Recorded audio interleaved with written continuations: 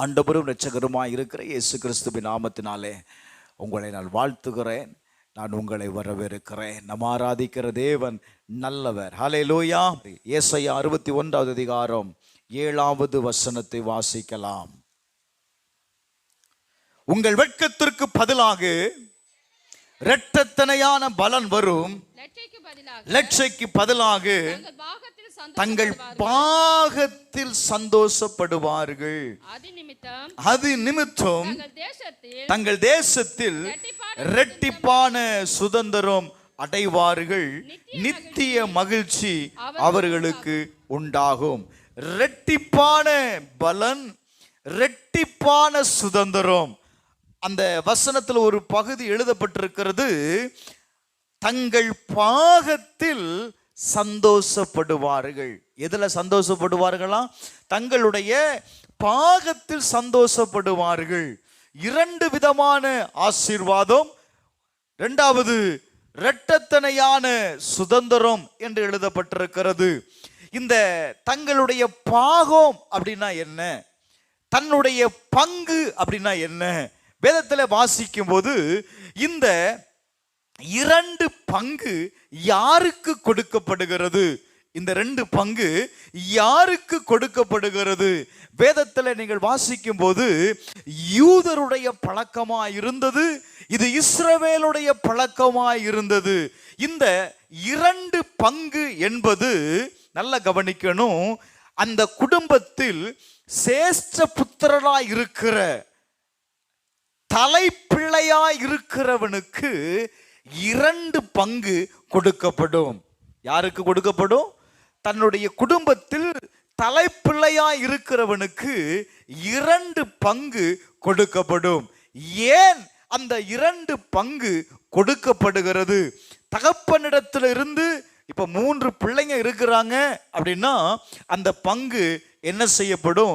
4 பங்காக வைப்பார்கள். அப்போ அந்த முதல் பிள்ளைக்கு, தலை பிள்ளைக்கு என்ன செய்யப்படும் அப்படின்னா 2 பங்கு கொடுக்கப்படும். என்ன காரணம் அப்படின்னு பார்த்தீங்க அப்படின்னா, தகப்பனுக்கு பிறகு, நல்ல நான் சொல்லுகிற காரியத்தை நீங்க கவனிக்கணும், தகப்பன் செய்கிற காரியத்தை தன்னுடைய பகுதியில் இருந்து இவன் செய்வான் என்று சொல்லி அவனுக்கு கொடுக்கப்படுகிற ஆசீர்வாதம் தான் தகப்பனின் ஆசீர்வாதம். நல்ல கவனிங்க, என்னுடைய ஸ்தானத்தில் நீ நின்று நான் செய்ய வேண்டியதை நீ செய்யணும். அப்ப இந்த இரட்டத்தனையான ஆசீர்வாதம் யாருக்கு ஆண்டவர் கொடுக்கிறார் அப்படின்னா, ஆண்டவருடைய ஸ்தானத்தில் இருந்து ஆண்டவர் விரும்புகிற காரியத்தை எந்த ஒரு நபர் செய்கிறானோ அவருக்கு தான் ஆசீர்வாதம். வேதம் சொல்லுது, உபாகமம் 21வது அதிகாரம் 16வது 17வது வசனத்தை வாசிக்கலாம். உபாகமம் 21வது அதிகாரம் 16, 17. தகப்பன் தனக்கு உண்டான ஆஸ்தியை தன் பிள்ளைகளுக்கு பங்கிடும் நாளிலே வெறுக்கப்பட்டவளிடத்தில் பிறந்த முதற் பேரானவனுக்கு சேஷ்ட புத்திர சுதந்திரத்தை கொடுக்க வேண்டுமே அல்லாமல் விரும்பப்பட்டவளிடத்தில் பிறந்தவனுக்கு கொடுக்கலாகாது. வெறுக்கப்பட்டவளிடத்தில்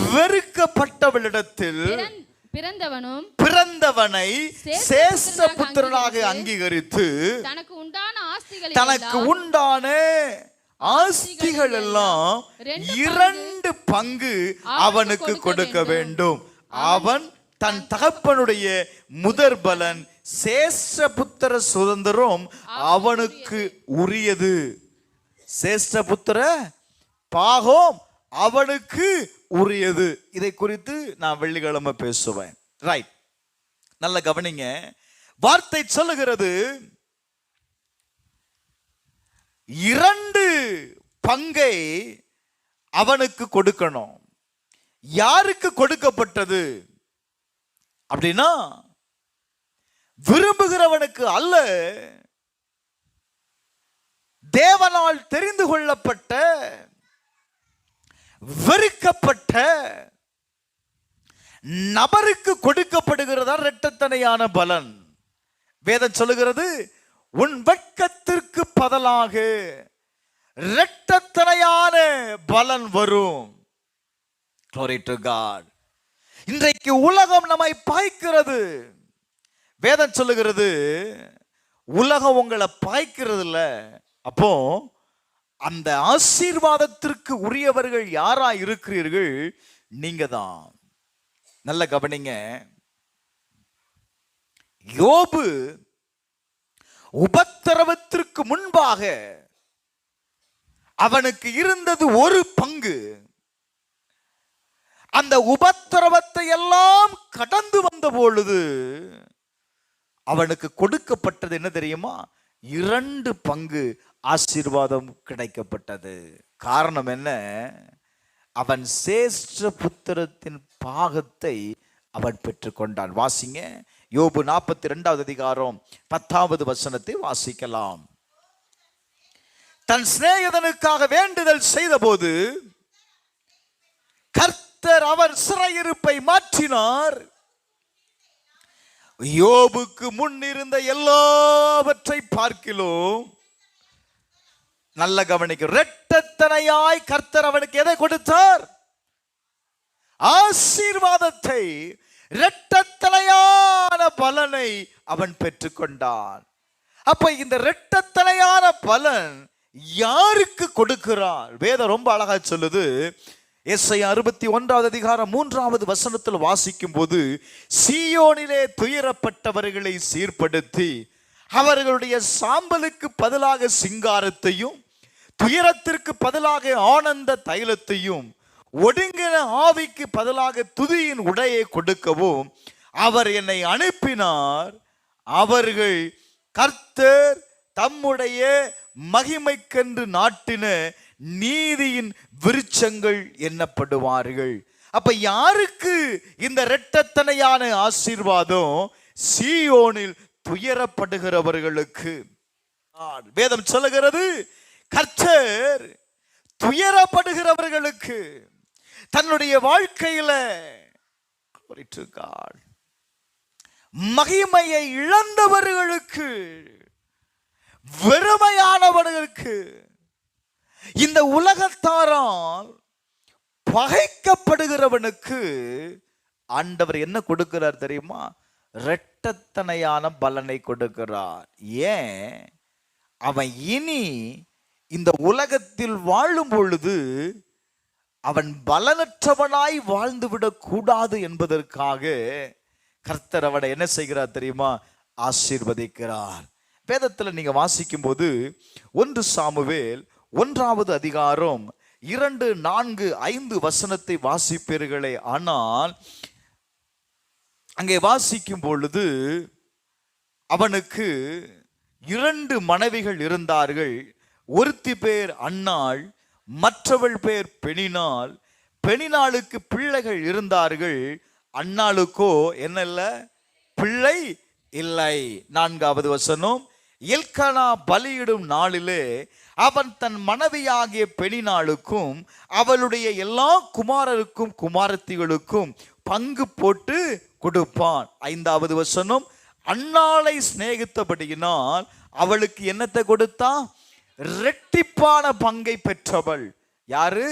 இந்த அன்னாள் இரட்டிப்பான பங்கை பெற்றவள். ஆனா வேதம் சொல்லுகிறது, கர்த்தர் அவளுடைய கற்பத்தை என்ன செய்திருந்தார்? அடைத்திருந்தார் என்று எழுதப்பட்டிருக்கிறது. அன்னாள் என்றால் கிருபை பெற்றவள் என்று அர்த்தம். அன்னாள்னா யாரு? ஆனா கிருபை பெற்றவளுடைய வாழ்க்கையில கற்பம் என்ன செய்யப்பட்டிருக்கிறது? அடைக்கப்பட்டிருக்கிறது. 2 பங்கு ஆசீர்வாதத்தை பெற்றவள் தான். ஆனால் தேவனிடத்திலிருந்து எதை பெற்றுக்கொள்ள முடியல? ஆசீர்வாதத்தை பெற்றுக்கொள்ள முடியல. என்ன காரணம்? அடுத்து வரேன். பெனினாள் என்று சொன்னால் விலையேற பெற்றவள் அல்லது விலையேறப்பட்ட கல் என்று அர்த்தம். Glory to God. நல்ல கவனிங்க. இப்ப இந்த கிருபை பெற்றவளுடைய வாழ்க்கையில காத்திருக்கிறார். எதற்காக காத்திருக்கிறார்? கர்த்தர் அவளுடைய கற்பத்தை அடைத்திருந்தாள். இப்ப பிள்ளைக்காக காத்திருந்த அவளுடைய வாழ்க்கையில நல்ல கவனிக்கணும்,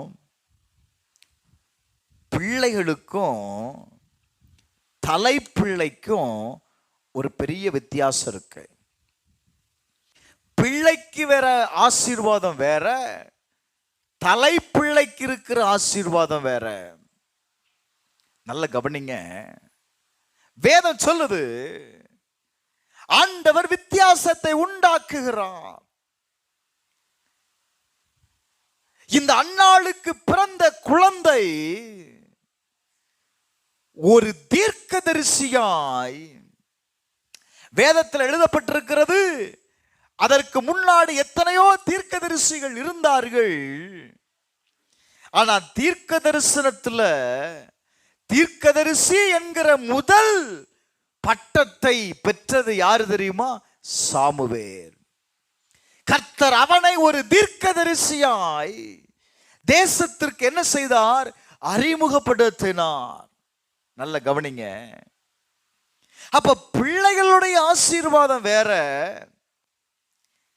தேவனால் தெரிந்து கொள்ளப்பட்டவனுடைய ஆசீர்வாதம் வேற. Glory to God.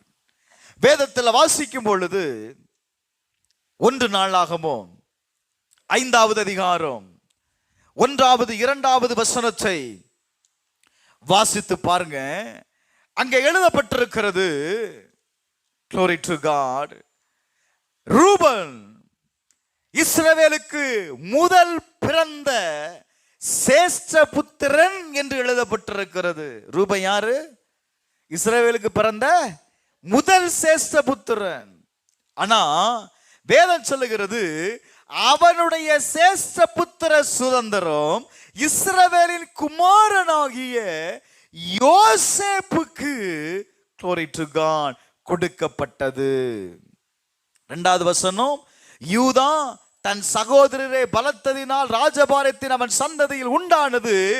ஆகிலும் இந்த சேஷ்ட புத்திர ஆசீர்வாதம் யாருக்கு கடந்து வந்தது அப்படின்னா யோசேப்புக்கு கடந்து வந்தது. என்ன பாஸ்டர், வீட்டில் இருக்கிற மூத்த பிள்ளைக்கு தானே போய் சேரும்னு சொன்னீங்க? அது நம்ம பார்வை. 11வது ஆளு யோசேப்பு. நல்ல கவனிங்க, முதற் பிள்ளைக்கு போக வேண்டிய அந்த ஆசீர்வாதம் யோசேப்புக்கு கடந்து வருகிறது. அவனுடைய வாழ்க்கையில அவன் பட்ட கஷ்டங்கள் வாசிங்களேன். ஆதியாகமம் 37வது அதிகாரம் 14வது வசனத்தை வாசித்து பாருங்க. 37:14. Glory to God. இப்ப தன்னுடைய தகப்பனால் தன்னுடைய சகோதரர்களை விசாரிக்கும்படி அனுப்பப்படுகிறான். தன்னுடைய சகோதரர்களை விசாரிக்க வந்த யோசேப்புடைய வாழ்க்கையில் கடந்து வந்தது என்ன? அவனை கொன்று போடும்படி முயற்சி செய்கிறார்கள். கொன்று போடல, அவனை தூக்கி என்ன செய்தாங்க தெரியுமா? குழியில தூக்கி போடுறான். குழியில போட்டிருக்கிறதுனால நமக்கு என்னையா லாபம்? அவனை விற்று விடலாம் என்று சொல்லி அவனை என்ன செய்தார்கள்? அவனை விற்று போட்டார்கள். தப்பு சொன்னான்னு சொல்லி பார்வோனுக்கு முன்பாக கடந்து வருகிறான். வேதம் சொல்லுகிறது, அங்கே வந்த பொழுது சந்தோஷமா இருக்கலான்னு நினைச்சான். அவனுடைய வாழ்க்கையில சோதனை கடந்து வருகிறது. Glory to God. சோதனையின் நிமித்தம் தன்னை விடுவித்துக் கொள்வதற்கு தன்னுடைய வஸ்திரத்தை விட்டுட்டு ஓடுறான். அந்த அம்மா சொல்லுது, தான் வீட்டில் இருக்கிற எல்லாரையும் கூப்பிட்டு, என்னுடைய வீட்டில் எபிரெய மனுஷன் என்னிடத்தில் சரசம் பண்ணும்படிக்கு அவனை நமக்குள்ளே கொண்டு வந்தான். அவனோ தான் வஸ்திரத்தை விட்டுட்டு ஓடிட்டாயா. நம்பியே ஆகணும். அவன் சொல்லலாம், நான் தவறே பண்ணலன்னு சொல்லலாம். வேதம் சொல்லுகிறது, யோசேப்ப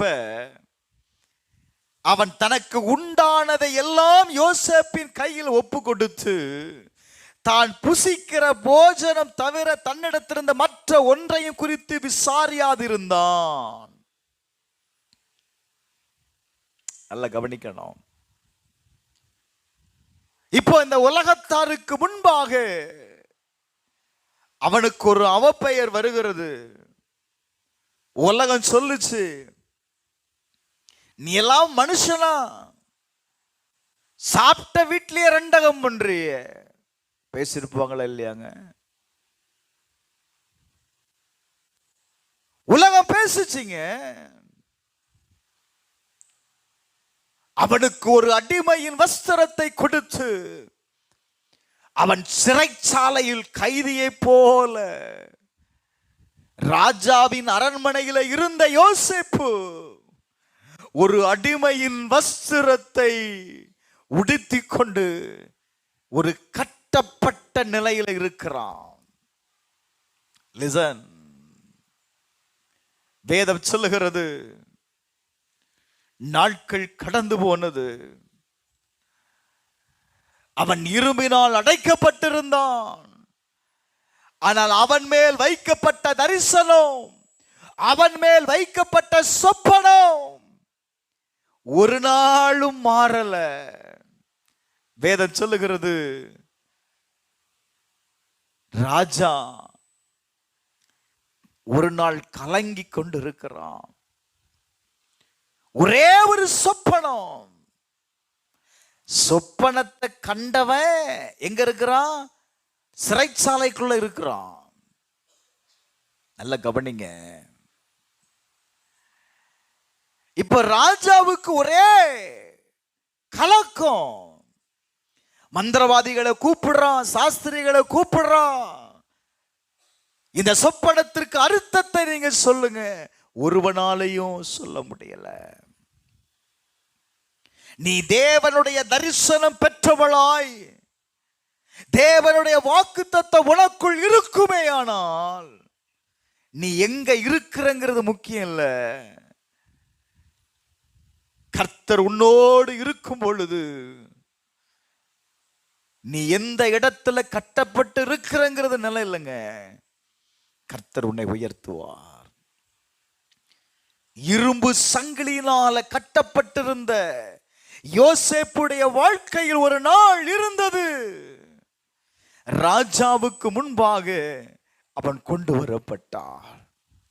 வேதம் சொல்லுகிறது, அவன் மாற்று வஸ்திரத்தை தரித்தவனாய் ராஜாவுக்கு முன்பாக கடந்து வந்து நிற்கிறான். ஐயா, வேதம் சொல்லுகிறது பாருங்க, சொப்பனம் சொல்லப்பட்டது.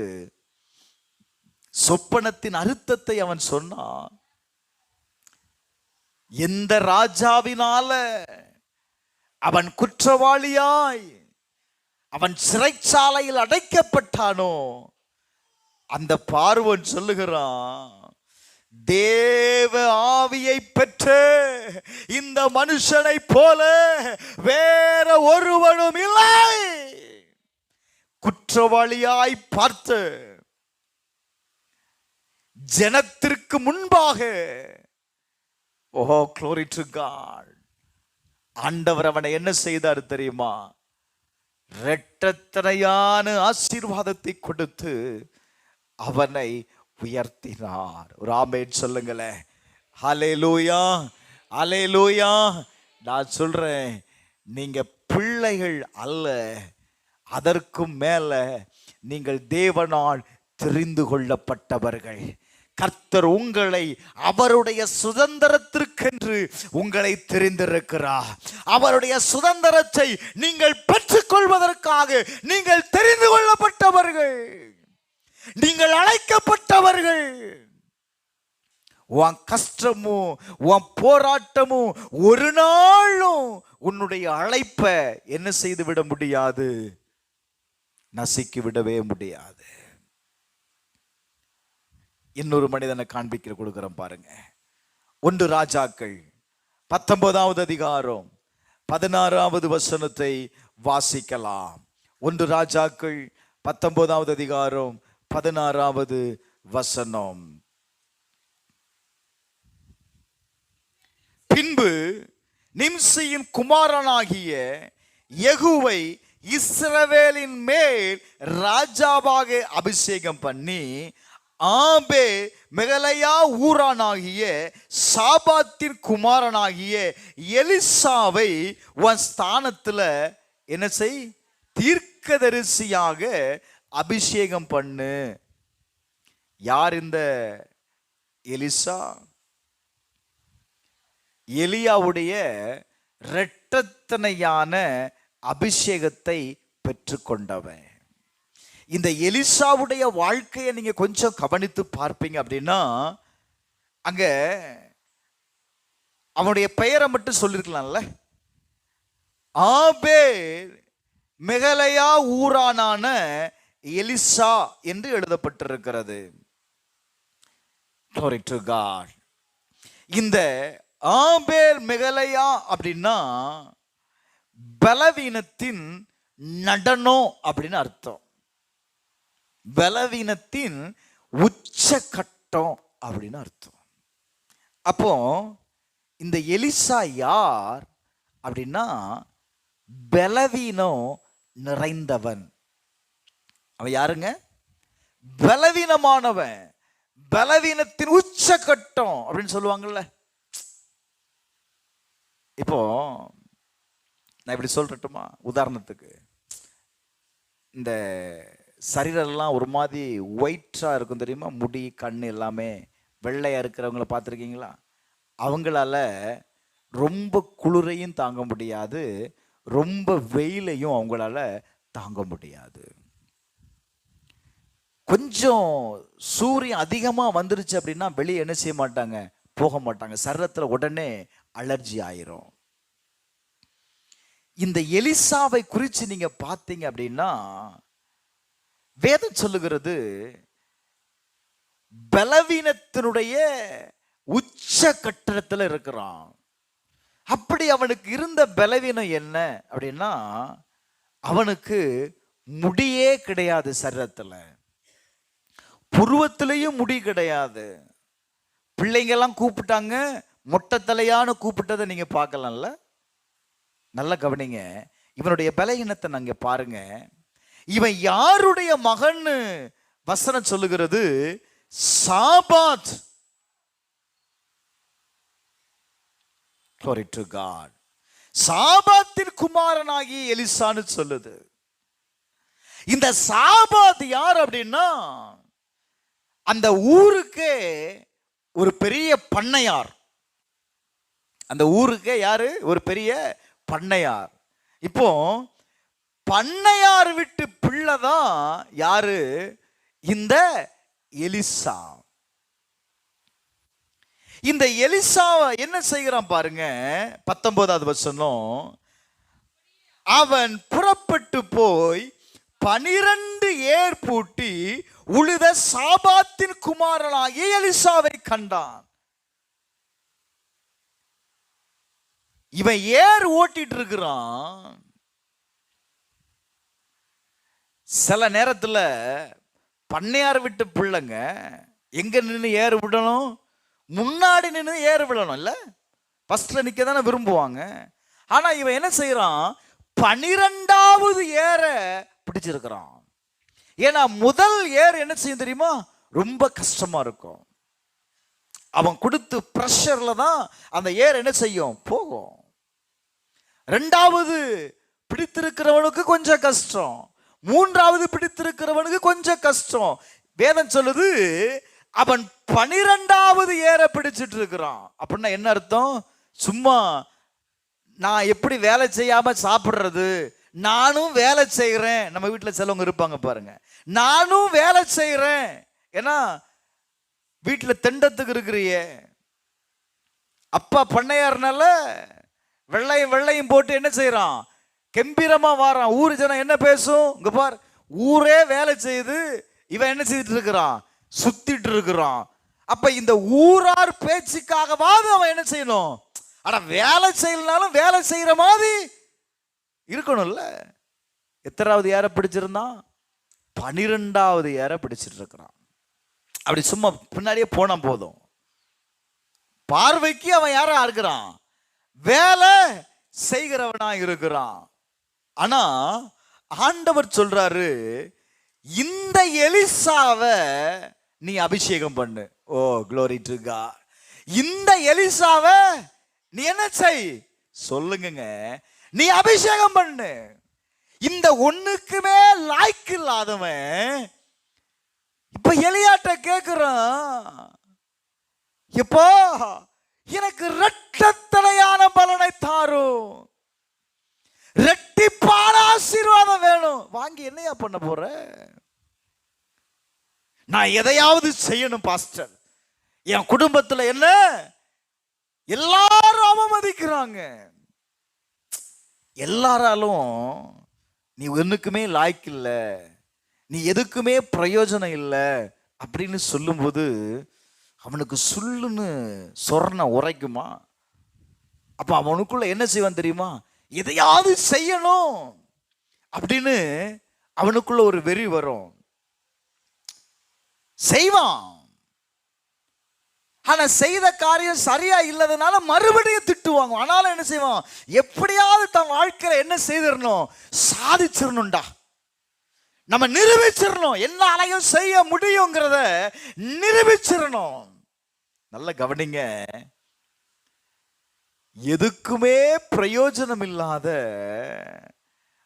அவன் மேல எலியாவின் சால்வை வந்து விழுந்தது. நீங்க நினைக்கலாம், நான் எதுக்குமே பிரயோஜனம் இல்லை பாஸ்டர், நான் ஒரு சரீரம் பலகீனமான பாண்டம், என்னை கொண்டு என்ன செய்ய முடியும்? நான் சொல்றேன், கர்த்தர் உன்னை கொண்டு பிரயோஜனப்படுத்த முடியும் என்பதற்காக தான் உன்னை தெரிந்தெடுத்திருக்கிறார். நான் செய்ததை நீ செய்யணும் என்பதற்காக தான் ஆண்டவர் உங்களையும் என்ன செய்திருக்கார் தெரியுமா, தெரிந்து கொண்டிருக்கிறார். எலியா 8 அற்புதத்தை செய்தான். எலியா எத்தனை அற்புதத்தை செய்தான்? 8 அற்புதத்தை செய்தான். அப்ப எலிசா எத்தனை அற்புதத்தை செய்திருக்கணும்? என்னங்க, 16 அற்புதத்தை செய்திருக்கணும் இல்ல? ஆனா வேதம் சொல்லுது எலிசா 15 அற்புதத்தை தான் செய்தான், ஒரு அற்புதம் செய்யல. அப்ப வேத வசனம் பொய்யா? நல்ல கவனிங்க, ஒரு தரிசனம் உள்ள மனிதனுடைய வாழ்க்கையில, ஒரு வாக்குத்தத்தம் நிறைந்த ஒரு மனிதனுடைய வாழ்க்கையில தேவனுடைய வார்த்தை ஒரு நாள் வீணாகாதுங்க. வேதம் சொல்லுகிறது இரட்டத்தனையான அபிஷேகம். அப்படின்னா இவன் 16 அற்புதத்தை செய்திருக்கணும். ஏன் எலியா 8 செய்தான், இவன் 16 செய்திருக்கணும். ஆனா வேதத்துல 15 தான் செய்தான். கர்த்தர் விடலைங்க, கர்த்தர் விடல. 2 ராஜாக்கள் 13வது அதிகாரம் அதனுடைய 20, 21வது வசனத்தை நீங்க வாசிப்பீங்கன்னா அங்க எழுதப்பட்டிருக்கு பாருங்க, எலிசா மரணம் அடைந்தான். எலிசா என்ன செய்தான்? மரணம் அடைந்தான். அவனை அடக்கம் பண்ணுகையில அடுத்த வருஷம், அடுத்த வருஷத்தில் நடந்ததான் சொல்றேன், இன்னொருவனை எலிசாவின் கல்லறையில போட்டாங்க. எலிசாவினுடைய எலும்பு பட்ட உடனே அந்த மனுஷன் என்ன செய்தான் தெரியுமா? ஓ glory to God, உயிரடைந்து காலுன்றி எழுந்து நின்றான். ஒரு ஆமென் சொல்லுங்க. அல்லேலூயா, அல்லேலூயா. 16வது அற்புதம் நடந்துருச்சா? என்னங்க அமைதியா இருக்கிறீங்க?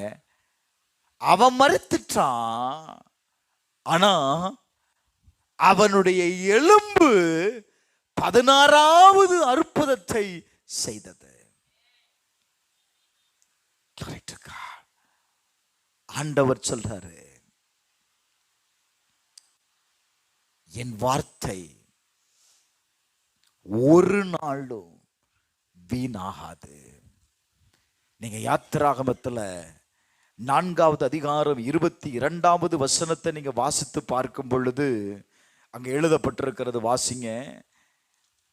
4வது அதிகாரம் 22வது வசனத்துல அவர் சொல்றாரு பாருங்க, இஸ்ரவேல் என்னுடைய குமாரன், என்னுடைய அவன் சேஷ்டபுத்திரன். இஸ்ரவேல் என்னுடைய குமாரனுப்பா. அவனை வெறும் பிள்ளையாய் அல்ல, அவர்களை நான் யாரா வைத்திருக்கிறேன்? என்னுடைய சேஷ்டபுத்திரமாய் வைத்திருக்கிறேன். அப்போ இந்த இஸ்ரவேல் ஜனங்கள் ஆண்டவருடைய அந்த 2 பங்கு சுதந்திரத்திற்கு அவர்கள் யாரா இருக்கிறார்கள்? பாத்திரவான்களாய் இருக்கிறார்கள். அப்ப யாருக்கு இந்த ஆசீர்வாதம் அப்படின்னா, glory to God, யாருக்கு ஆண்டவர் கொடுக்கிறான்? எரேமியா 31வது அதிகாரம் 9வது வசனத்தை வாசித்து பாருங்க. 31:9. அழுகையோடு விண்ணப்பங்களோடு வருவார்கள், அவர்களை நான் யார வழி நடத்துவாரோம்? அழுகையோடும் விண்ணப்பத்தோடும் வருகிறவர்களை நான் என்ன செய்வேன்? நான் வழி நடத்துவேன். துயரப்பட்டவர்களை சீர்படுத்தி அவர்களுடைய சாம்பலுக்கு பதிலாக சிங்காரத்தையும், துயரத்திற்கு பதிலாக ஆனந்த தைலத்தையும், ஒடுங்கின ஆவிக்கு பதிலாக நான் எதை கொடுப்பேன்? துதியின் உடைய நான் கொடுப்பேன். அவர் என்னை அனுப்பினார். கர்த்தர் தம்முடைய மகிமைக்கென்று நாட்டின யாரா இருப்பார்கள்? விருட்சங்களாய் இருப்பார்கள்.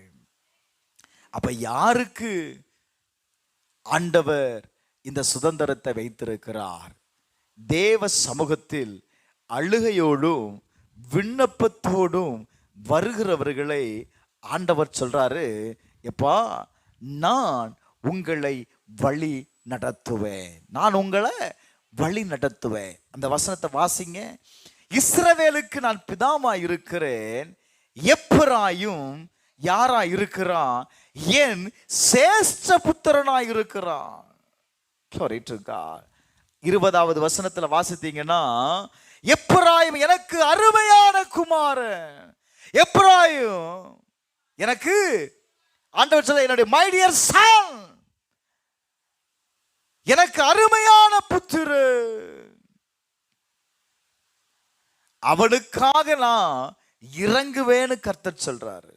நீங்க இந்த எப்ராயிமை குறித்து நீங்க பார்த்தீங்க அப்படின்னா, இந்த எப்ராயிம் யோசேப்புடைய 2வது மகன். இப்போ அவனுடைய தகப்பன் என்ன செய்கிறார்? தன்னுடைய பிள்ளைகளை ஆசீர்வதிக்கும்படி தன்னுடைய தகப்பன்ட்ட 2 பேரையும் கொண்டு வாராம். எப்ராயிம் என்று சொன்னால் பலுகு அப்படின்னு அர்த்தம். ஆதியாகமம் 41:52 வாசித்தீங்க அப்படின்னா, நான் சிறுமைப்பட்டிருந்த தேசத்தில் தேவன் என்னை பலுக பண்ணினார் என்று சொல்லி இளையவனுக்கு எப்ராயிம் என்று பெயரிட்டான். அப்ப இந்த எப்ராயிம் அப்படின்னா என்ன அர்த்தம்? பலுகி பெருகக்கூடியவன். இப்போ இந்த யோசேப்பு தன்னுடைய தகப்பன் வயது சென்ற நாட்களில் தகப்பனிடத்தில் தன்னுடைய பிள்ளைகளை ஆசீர்வதிக்கும்படி கொண்டு வருகிறான். நல்ல கவனிங்க. அப்பா, இந்த 2 பிள்ளைகளும் ஆண்டவர் எனக்கு கொடுத்த பிள்ளைகள், அவர்களை ஆசீர்வதிக்கும்படி அவர்களை என்னிடத்தில் கொண்டு வா அப்படின்னு சொல்றாரு. இப்ப இந்த 2 பேரையும் அவன் தகப்பனுக்கு முன்பாக கொண்டு வந்து நிறுத்துகிறான். Glory to God. நல்ல கவனிங்க. 10வது வசனம் 48:10, முதிர் வயதினால் இஸ்ரவேலின் கண்கள் என்னவா இருந்ததா, மங்களா இருந்தபடியினால் அவன் நன்றாய் பார்க்க கூடாதா இருந்தது. அப்போ அவனுடைய கண் என்ன செய்யுது, மங்களா இருக்கு, அவனால பார்க்க முடியல. இப்ப இவன் என்ன செய்யறான், தன்னுடைய வலது கரத்தை எடுத்து யார் மேல வைக்கிறான் அப்படின்னா எப்ராயிம் மேல வைத்து ஆசீர்வதிக்கிறான். Glory to God. 16வது வசனத்துல, எல்லா தீமைக்கும் நீங்களாக்கி என்னை மீட்ட தூதனுமானவர் இந்த பிள்ளைகளை ஆசீர்வதிப்பாராக, என் பேரும் என் பிதாக்களின் ஆபிரகாம் ஈசாக்கு என்பவர்கள் பேரும் இவர்களுக்கு இடப்பட கடவது என்று சொல்லி பூமியில் இவர்கள் மிகுதியாய் பெருக கடவார்கள் என்றான். இப்போ தகப்பனுடைய தன் வலதுகை யார் மேல இருக்கிறது, எப்ராயிம் மேல இருக்குது.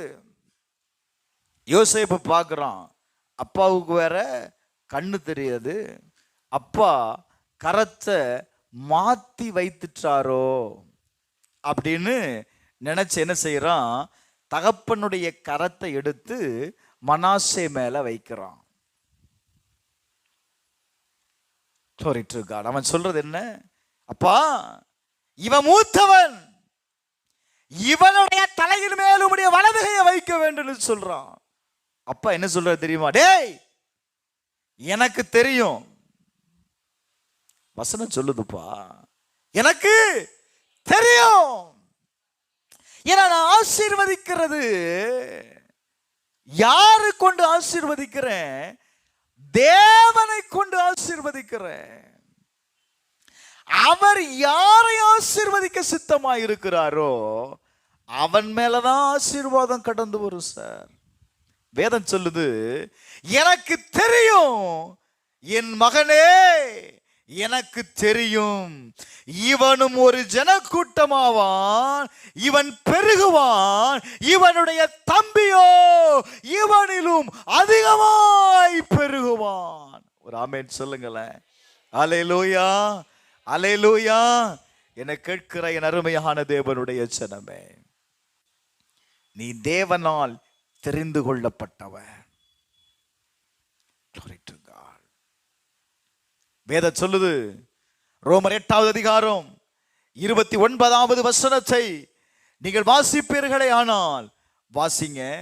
ரோமர் 8வது அதிகாரம் 29வது வசனம், தம்முடைய குமாரன் அநேக சகோதரருக்குள்ளே முதற் பேரானவராய் இருக்கும் பொருட்டு தேவன் எவர்களை முன்குறித்தாரோ அவர்களை என்ன செய்திருக்கிறார், தமது குமாரனுடைய சாயலுக்கு ஒப்பாய் இருப்பதற்கு அவர் தெரிந்திருக்கிறார். ஒரு ஆமென் சொல்லுங்களேன்.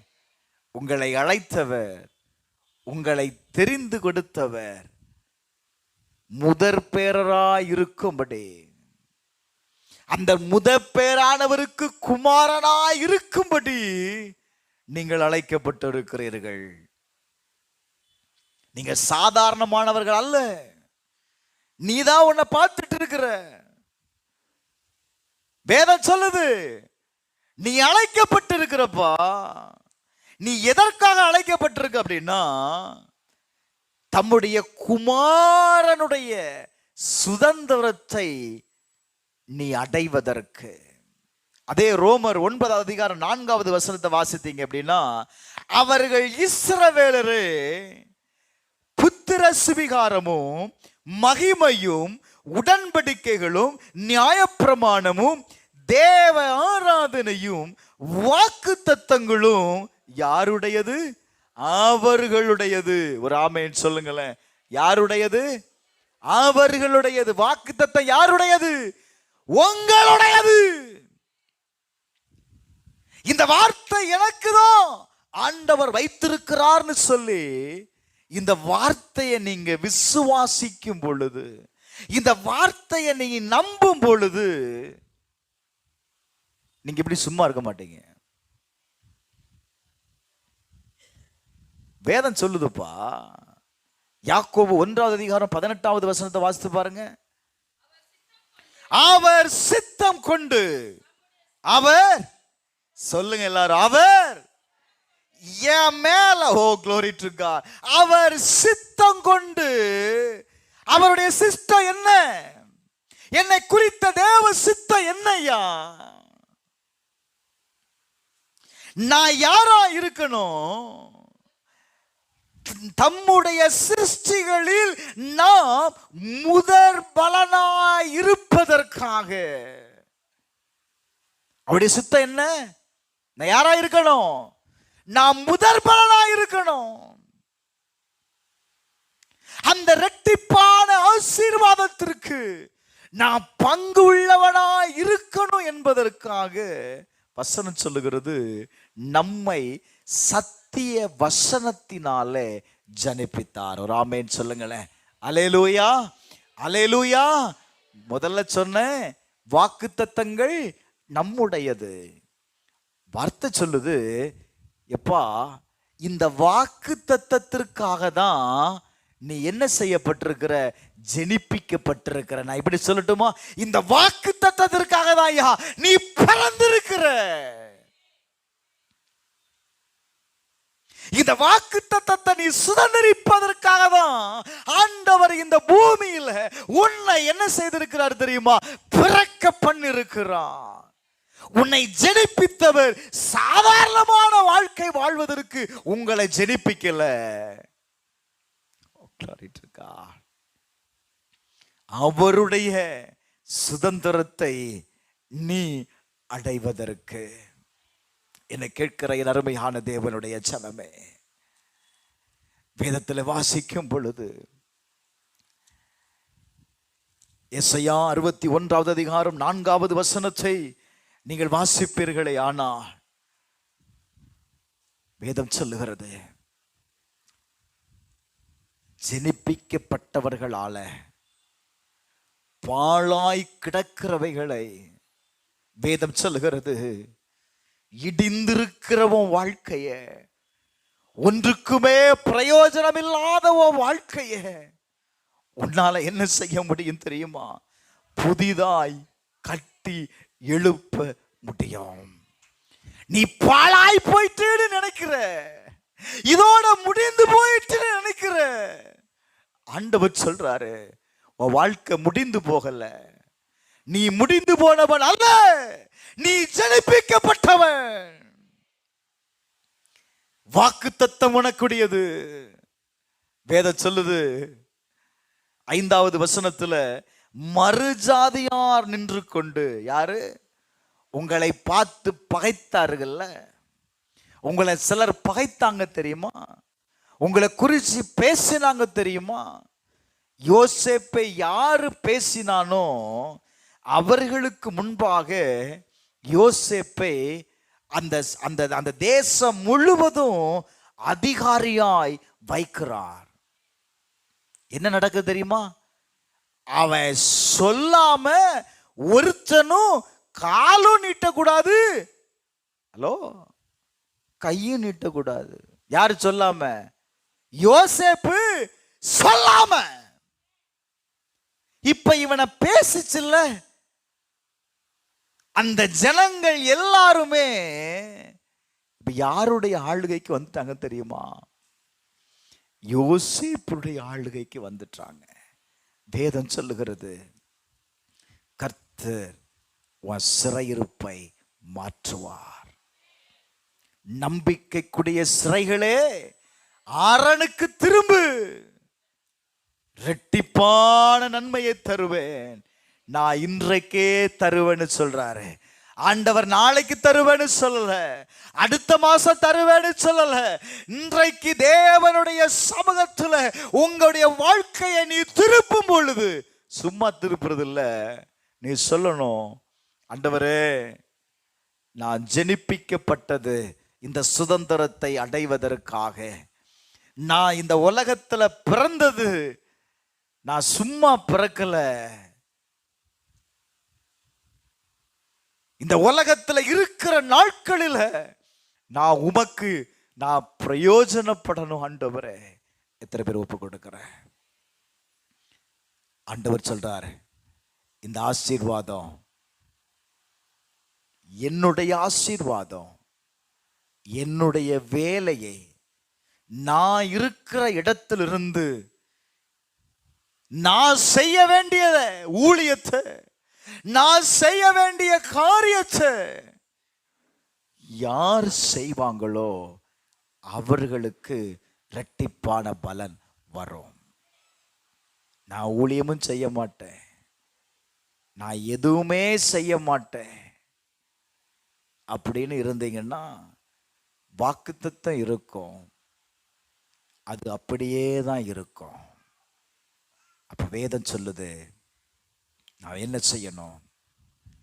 நான் இந்த வாக்குத்தத்தத்திற்காக நான் அழைக்கப்பட்டிருக்கிறேன். ஒரே ஒரு முடிவு மட்டும் எடுங்க. நான் இந்த வாழ்க்கையை வாழ்வதற்கு கர்த்தர் என்னை அழைக்கல, என்னை கர்த்தர் அழைத்திருக்கிறார். நான் அழைக்கப்பட்டிருக்கிறேன். எனக்கு தான் ஆண்டவர் இந்த வாக்குத்தத்தத்தை கொடுத்திருக்கிறார். எனக்குன்னு ஒரு பாகத்தை, இந்த வார்த்தை ரொம்ப முக்கியம், எனக்குன்னு ஒரு பங்கை கர்த்தர் என்ன செய்திருக்கிறார் தெரியுமா? வைத்திருக்கிறார். உங்க ஒவ்வொருத்தருக்கும் ஒரு பங்கை வைத்திருக்கிறார்.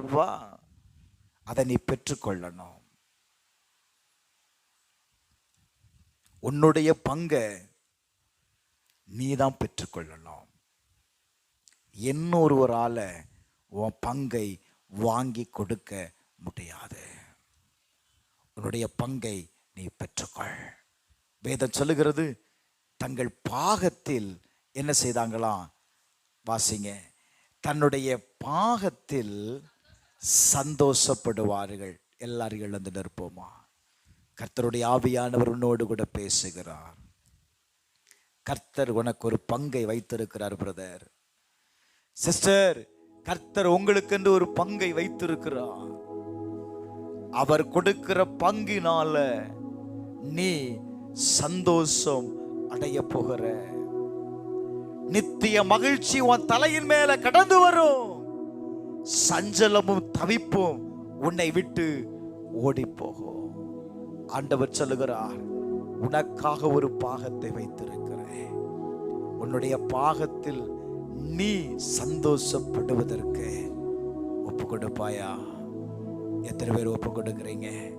சொல்லுங்க. அப்பா, உம்முடைய பிள்ளையாய் அல்ல, பிள்ளைக்கும் ஆசீர்வாதத்தை வைத்திருக்கிறார். தலை பிள்ளைக்கு வேற ஆசீர்வாதத்தை வைத்திருக்கிறார். சேஷ்ட புத்திர ஆசீர்வாதம் என்பது 2 பங்கு, இரட்டத்தனையான ஆசீர்வாதம். நீ குடியிருக்கிற தேசத்தில் இரட்டத்தனையான சுதந்திரம். நீ வேலை செய்கிற இடத்துல இரட்டத்தனையான நன்மை உண்டாகும். இந்த ஆண்டு உன் கையின் பிரயாசத்திற்கு இரட்டிப்பான பலன் வரும்.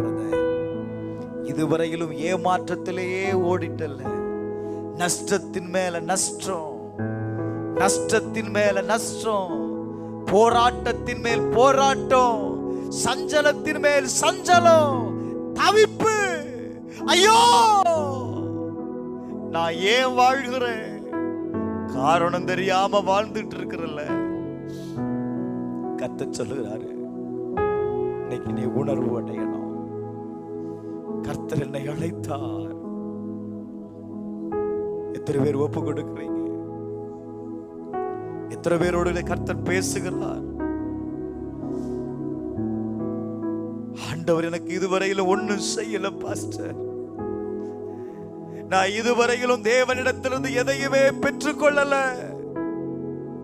நான் ஜெபித்தேன், நான் உபவாசம் பண்ணினேன், போராடினேன்.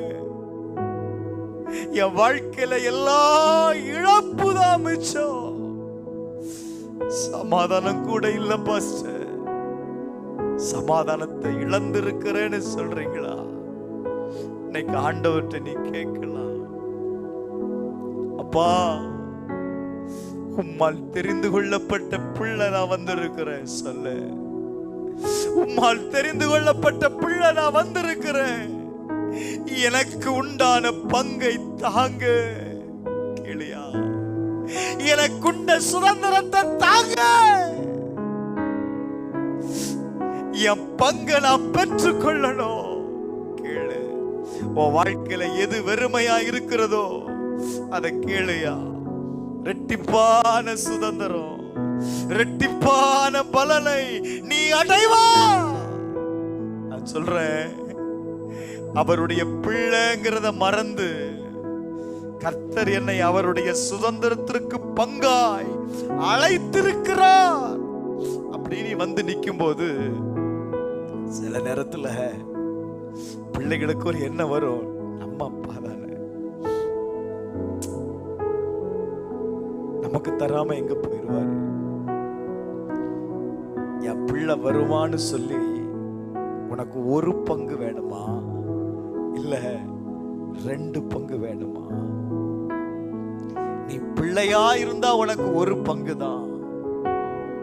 ஆண்டவரே, உம்முடைய சுதந்திரத்தை அடைவதற்கு, இரட்டிப்பான பலனை அடைவதற்கு, அன்னைக்கு தன்னுடைய சரீரத்தில் ஒன்றுமே செய்ய முடியாத இருந்த எலிசா இரட்டத்தலையான ஆசீர்வாதத்தை கேட்கிறான், அபிஷேகத்தை கேட்கிறான். எதுக்காக கேட்டான்? இதுவரையில என் வாழ்க்கையில வீணடிச்சிட்ட இந்த அபிஷேகத்தை வைத்தாவது இனி பிரயோஜனம் உள்ளவளா, யாருக்குமே பிரயோஜனம் இல்லாம நான் வாழ்ந்துட்டேன். அந்த ஆண்டவருக்காக நான் பிரயோஜனமா நான் மாறணும்னு சொல்லி அவர் இரட்டத்தலையான அபிஷேகத்தை கேட்டான் பாருங்க. ஒரு சால்வை அவன் மேல் விழுந்தது. இன்னைக்கு உங்க மேல ஒரு சால்வை விழுது பிரதர், சிஸ்டர். உங்க மேல ஒரு சால்வையை கர்த்தர் விழ பண்ணுகிறான். கேட்கிற ஒவ்வொருவரும் மேலும் ஒரு சால்வை இறங்கி வருது. ஒரு சால்வையை கர்த்தர் போடுறாரு. பெற்றுக்கொள்கிறதும் பெற்றுக்கொள்ளாம இருக்கிறதும் அது உன்னுடைய கையில இருக்கு. மேல இருந்து ஆண்டவர் ஒரு சால்வையை போடுறாரியா, அதை நீ பெற்றுக்கோ. அது இரட்டத்தனையான நன்மையை கொண்டு வரும். பிரயோஜனமற்றிருக்கிற உன வாழ்க்கைய அது பிரயோஜனப்படுத்தும். பலகீனமா இருக்கிறவன் சரீரத்தை அது பல உள்ளவனாய் மாற்றும்.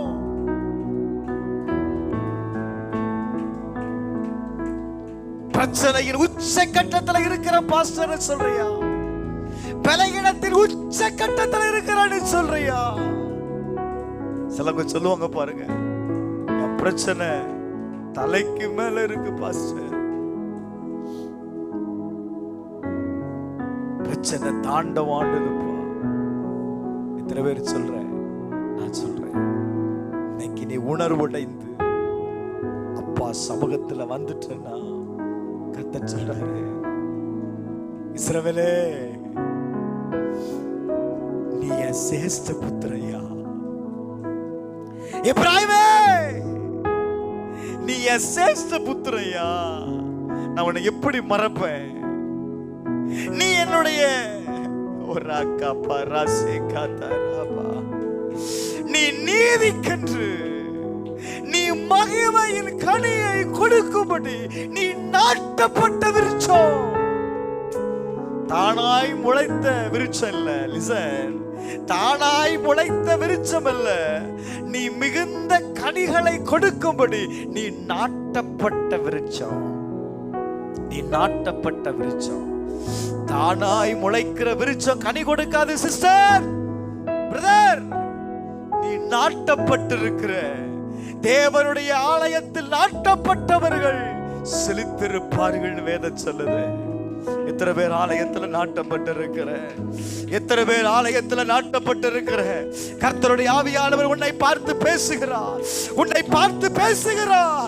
நீ ஆலயத்தில் நாட்டப்பட்டிருக்கும் பொழுது நீ செழிப்பை பார்ப்ப, ஆசீர்வாதத்தை பார்ப்பேன், தேவனுடைய சுதந்திரத்தை அடைவான். ஒப்புக்கொடு, ஒப்புக்கொடு. சொல்லு, ஆண்டவர்கிட்ட சொல்லு. நான் முடிக்கிறேன். ஆண்டவரே, என்னை நீர் அழைத்திருக்கிறேன், இந்த வாக்கு தத்தத்திற்கு என்னை அழைத்திருக்கிறேன். ஆண்டவரே, இந்த சுதந்திரத்திற்கு என்னை அழைத்திருக்கிறேன்.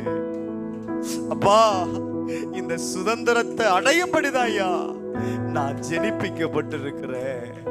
இந்த சுதந்திரத்தை அடைவதற்காக தான் எங்கோ எப்படியோ வாழ்ந்து கொண்டிருந்த என்ன உங்க வசனத்தினால என்ன ஒரு புதிய மனுஷனாய் மாற்றி உம்முடைய பிள்ளையாய் நிறுத்திருக்கிறீங்களே. எத்தனை பேர் ஒப்பு கொடுக்கிறீங்க? எத்தனை பேர் ஒப்பு கொடுக்கிறீங்க? கர்த்தருடைய ஆவியானவர் இறங்கி கொண்டிருக்கிறார். ஒரு அபிஷேகம் இறங்கி கொண்டிருக்கிறது. எலிசாவின் மேல் விழுந்த சால்வை கர்த்தர் என்கிட்ட சொன்னதை சொல்றேன். அநேகர் மேல என் சால்வையை நான் போட போகிறேன்ப்பா. பிள்ளைங்க மேல இல்ல, பிள்ளைங்க மேல இல்ல, தலை பிள்ளையின் மேல என் சால்வையை நான் போட விரும்புகிறேன். இப்ப சால்வையை பெற்றுக் கொள்வதற்கு நீங்க தான் எழுப்பி வரணும். நீங்க தான் எழுப்பி வரணும். 12வது ஏரை பூட்டிக் கொண்டிருந்த எலிசாவின் மேல சால்வை விழுந்தது. காரணம் என்ன தெரியுமா? அவன் கேட்டான். அவன் கேட்டான், உங்க மேல இருக்கிற அந்த அபிஷேகம் எனக்கு இரட்டத்தனையா வேணும்னு கேட்டான். சால்வை விழுந்தது. கேட்கிறவன் வாழ்க்கையில் சால்வை விழுகிறது. கேட்கிறவன் வாழ்க்கையில் சால்வை விழுகிறது. கேட்கிறவன் வாழ்க்கையில் சால்வை விழுகிறது. ஒரு சால்வை விழுது பிரதர், உன் நிலைமை மாறுகிறது. உன் பலவீனம் மாறுகிறது. உன் பலவீனத்தின் உச்ச கட்டம் மாறுது. உன் பலவீனத்தின் உச்ச கட்டம் மாறுகிறது. நான் தீர்க்கமா சொல்றேன், நீ தேவனுடைய ஆலயத்தில் நாட்டப்படும் போது அந்த பலவீனத்தின் உச்ச கட்டம் மாறும். ரிமாலா தூராபா சந்தரா கபாலா தாரா ரிகாதாராபா ரகதராபாலா தூராபா. விடுதலை உண்டாவதாக, விடுதலை உண்டாவதாக. சிறையிருப்புகள் மாறுவதாக, சிறையிருப்புகள் மாறுவதாக. சஞ்சலங்கள் நீங்குவதாக, போராட்டங்கள் நீங்குவதாக. சஞ்சலங்கள் மாறட்டும் ஆண்டவரே. இந்த பிள்ளைகள் எதற்காக தவித்துக் கொண்டிருக்கிறாங்களோ அந்த தவிப்பு மாறட்டும். மகிழ்ச்சி உண்டாவதாக. Receive it now. மகிழ்ச்சி உண்டாவதாக, சந்தோஷம் உண்டாவதாக, விடுதலை உண்டாவதாக, ஆரோக்கியம் உண்டாவதாக. பலவீனன் எவனும் தன்னை பலவான் என்று சொல்லுவானாக. சொல்லுங்க, ஆண்டவரே, என்னுடைய பலவீனத்தில் உம்முடைய பலன் இறங்கட்டும். சொல்லுங்க பிரதர், சிஸ்டர், சொல்லுங்க. ஆண்டவரே, என்னுடைய பலவீனத்தில் உம்முடைய பலன் பூரணமாய் இறங்கட்டும். உம்முடைய தழும்புகளால் நான் குணமடைகிறேன். சொல்லு சிஸ்டர், சொல்லு. நீ கிருபைப்பட்டவர். உன் கற்பத்தை கர்த்தரிடத்தில் ஒப்புக்கொடு. என் கற்பத்தை நீர் ஆசீர்வதித்திருக்கிறீர். உமக்காக நான் ஒரு குமாரனை பெற்றெடுப்பேன். சொல்லு, வாயை திறந்து சொல்லு. நீ பண்ற அறிக்கை இன்னைக்கு ஆசீர்வாதமாய் மாற போகுது. உமக்கென்று ஒரு பிள்ளையை பெற்றெடுப்பேன் ஆண்டவரே, உமக்கென்று நான் வளர்ப்பேன் ஆண்டவரே. ஒப்புக்கொடு, ஒப்புக்கொடு. கர்த்தர் உன் கற்பத்தை தொடுகிறார், கர்த்தர் உன் கற்பத்தை தொடுகிறார். எத்தனை பேர் ஒப்பு கொடுக்கிறீங்க? என் பலகீனத்தில் அவருடைய பலன் இறங்குகிறது. உன் பலகீனப்பட்ட பகுதியெல்லாம் பலனாய் மாறுகிறது. Receive it now. பெற்றுக்கோ, பெற்றுக்கோ.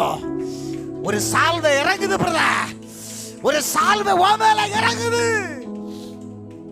உன்னை விடுவிக்கக்கூடிய அபிஷேகம்.